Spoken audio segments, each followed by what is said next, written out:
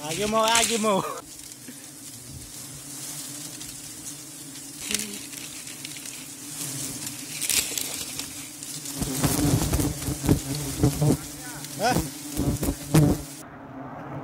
ही खाताना हलवार त्यांना न काय होता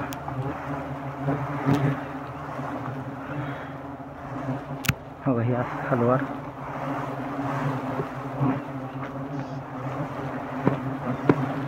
ही सोपं आहे का एवढं. मागला एक 3-4 वर्षापूर्वी आमच्याच शेतात महू होतं आणि ते टोळीवाल्याने आम्हाला त्या 15 गुंठ वावर होतं फक्त. तर टोळीवाल्याने आम्हाला 17,000 रुपये सांगितलेलं. ते टोळीवाल्याने आगीमहू बघितलं तर ते बागायतदाराला म्हणतात की बाबांनो इथं असं आगीमहू आहे, ते काय आम्ही ऊस काढणार नाही किंवा जर काढायचा असला तर 5,000 रुपये द्या, 10,000 रुपये द्या किंवा मग ऊस जाळून आम्ही त्या आगीमहू काढतो. आता मस्त रेस्क्यू करणार आहे. कमीत कमी एक 2-2.5 फूट आहे. नमस्कार मंडळी, सध्या आपण आहोत कोरेगाव तालुक्यातील साप गावामध्ये आणि सध्या ऊस तोडीचा हंगाम सुरू आहे. पण शेतात ऊस तोडताना अनेकदा शेतकऱ्यांना आणि मजुरांना एक वेगळी अडचण येत असते, ती म्हणजे आगेमहूंची. ही आगेमहू म्हणजे मधमाशांच्या जातीसारखीच असतात आणि त्याच्या दंशाने अनेकांना गंभीर दुखापतही होते. पण सापगावचा एक तरुण सागर जाधव या भीतीला आव्हान देत शेतकऱ्यांसाठी निस्वार्थपणे काम करत आहे. तो हे आगेमहू कोणतीही फी न घेता सुरक्षितपणे हलवण्याचे काम करत असतो. आज आपण भेटणार आहोत याच सागर जाधव यांना, जे खऱ्या अर्थाने शेतकऱ्यांचे रक्षकच ठरत आहेत. तर काय सांगाल सागर दादा, तुम्ही शेतकऱ्यांसाठी निस्वार्थपणे तुम्ही मदत करत आहात, तर हे तुम्हाला प्रेरणा कुठून मिळाली, काय सांगाल याबद्दल तुम्ही? नमस्कार, मी सागर जाधव. आपण सगळे गावाकडचे आणि खेड्यातले लोक आहे. तर आपल्याला माहिती आहे की बाबांनो, ऊस लागणीपासून ते ऊस जाईपर्यंत किती कष्ट आणि किती काळजीपूर्वक आपण ऊसाची देखरेख करून ऊस कारखान्याला घालवत असतो. तर त्या सगळ्या अडचणी असतात. त्यातली एक अडचण म्हणजे एक आगीमहू. आपल्या वावराच्या कडेला मोठमोठे झाडं असतात आणि त्याच्यावर आगीमहू बसलेलं असतं आणि ऊस जायच्या टायमिंगला नेमके तोडी आली की ते तोडीवाल्याने आगीमहू बघितलं तर ते बागायतदाराला म्हणतात की बाबांनो इथं असं आगीमहू आहे, ते काय आम्ही ऊस काढणार नाही किंवा जर काढायचा असला तर 5,000 रुपये द्या, 10,000 रुपये द्या किंवा मग ऊस जाळून आम्ही त्या आगीमहू काढतो.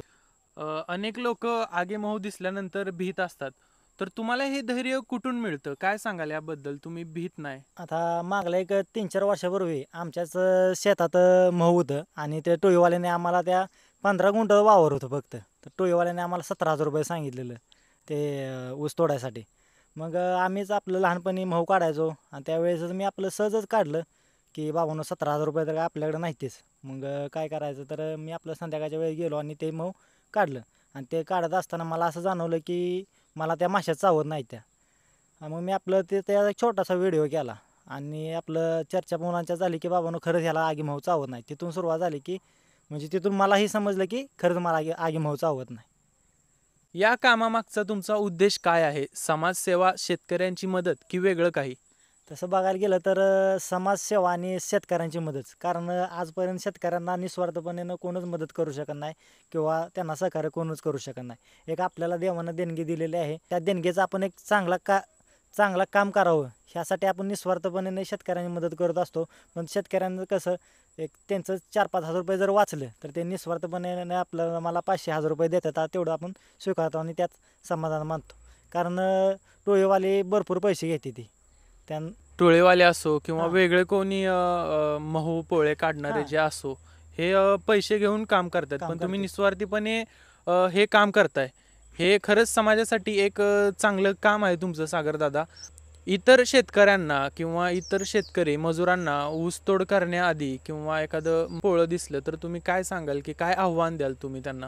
की त्यांना एकच आव्हान देऊ शकतो की जर समजा आपल्या आसपास कुठं महू असलं, कायकांच्या घरात पण असतं, कायकांच्या आता सातारामध्ये एखाद्या बाथरूममध्ये होतं ते 7 पोळेचं महू होतं, ते पण मी काढलेलं. पण त्यांनी मला संपर्क साधला, ते व्यवस्थित काढलं मी. मग फक्त शेतकऱ्यांना एक असं माझ्यामार्फत आव्हान देतो की जर तुम्हाला असं त्या मावाची अडचण जर वाटत असेल तर तुम्ही माझ्याशी संपर्क करा, ते आपण व्यवस्थित काढू. त्याला महू काढत असताना म्हणजे माशांना पण जास्त इजा होणार नाही आणि तिथे आसपास असणाऱ्या कोणालाही इजा होणार नाही, एवढं फक्त मी सांगू शकतो. पोळे काढताना तुम्ही कोणकोणते साहित्य वापरता? तसं पोळं काढताना म्हणजे आपलं कसं आहे, महू चावत नाही हे एक आहेच, पण आपण सेफ्टी म्हणून एक आपल्याकडे ड्रेस आहे मऊ काढायचा, तो एक ड्रेस असतो. आणि मधमाशा आपण काय करतो, काय काय मुलं की अशी डाही दिसली की अशी गादा गादा हलवते ती, मग ते काय हलवायचे नाही. तर ते शांतपणे माशा उठवायसाठी छोटासा एक अगरबत्तीचा किंवा एक धूप घ्यायचा, त्या धुपानं माशा निघून जाते त्या. मग निघून गेल्या की नंतर ते आपण हळू व्यवस्थित शांतपणे काढायचं, जेणेकरून त्यांना पण इजा नाही झाली पाहिजे आणि आपल्यालाही इजा नाही झाली पाहिजे, असं शांततेत काढायचं.